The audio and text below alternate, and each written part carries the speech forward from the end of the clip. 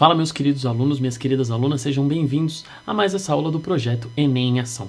Essa parceria entre os canais Toda Matemática, Física Total, Química em Ação e eu, do Knapse Vestibulares, professor Arthur, tô aqui para falar um pouquinho sobre biologia com vocês nessa nossa nova aula, tá certo?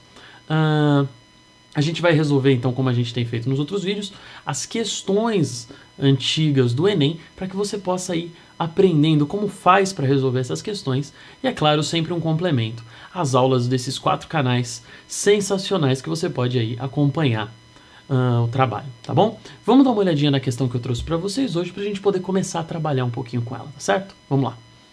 Bom, a questão diz para a gente o seguinte, olha lá. Como sempre, antes da gente ler esse pequeno texto, a gente vai ler a questão para saber, para a gente poder ler o texto de uma maneira mais seletiva, tá certo? Então vamos lá. Essa teoria, que vai estar dizendo no texto, é claro, começou a ser refutada pelos cientistas ainda no século XVII, a partir dos estudos de Redi e Pasteur, que mostraram experimentalmente que...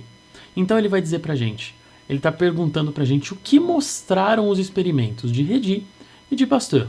Se você já souber quais são esses experimentos e do que eles se tratam, você nem precisa ler o texto. Vamos dar uma lidinha no texto para ver as informações que eles trazem para a gente, e aí eu vou discutir um pouquinho essas teorias com você, tá certo? Vamos lá. Olha, o texto diz: em certos locais, larvas de moscas criadas em arroz cozido são utilizadas como iscas para a pesca. Alguns criadores, no entanto, acreditam que essas larvas surgem espontaneamente do arroz cozido, tal como preconizado pela teoria da geração espontânea. Então a gente está falando um pouquinho sobre o surgimento da vida. E várias teorias levam a diferentes formas de se enxergar esse surgimento da vida. Uma primeira e mais comum nos pensamentos mais antigos e mais associados então a uma certa religiosidade foi o criacionismo, dizendo que uma força superior, e aí você pode chamar de Deus ou de como você quiser, criou ou cria os seres vivos, tá bom? Uma outra vertente, um pouco mais distante desse criacionismo, é a teoria da evolução química de moléculas que levaram, então, moléculas simples a se tornarem o que a gente conhece, então, como sendo os seres vivos.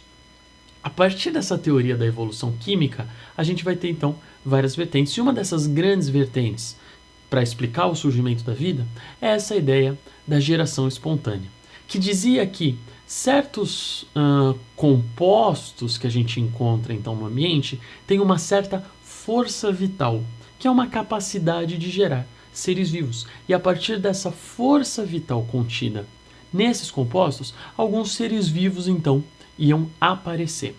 O que o Pasteur e o Redi acabaram descobrindo é que essa teoria da geração espontânea não acontece, principalmente através do experimento do Pasteur, que o que ele fez? Ele eliminou a possibilidade.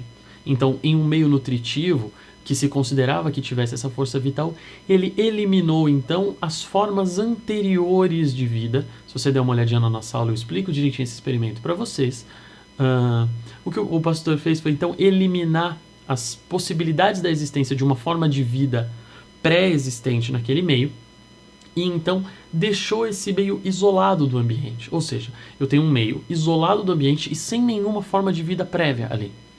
E ele observou que nesse meio não surgiam novas formas de vida. Então, as novas formas de vida não surgem dos compostos inorgânicos, mas sim sempre de uma outra forma de vida antecedente. Então, um ser vivo surge apenas de outro ser vivo e não de matéria inorgânica, como a teoria da geração espontânea preconiza pra gente, tá certo? Vamos dar uma olhadinha nas alternativas então e ver o que está coerente com esse experimento aí, essas descobertas de Redi e Pasteur, tá certo? Vamos lá.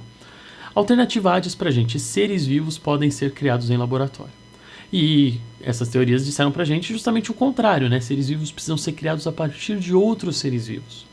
A alternativa B diz: a vida se originou no planeta a partir de micro-organismos.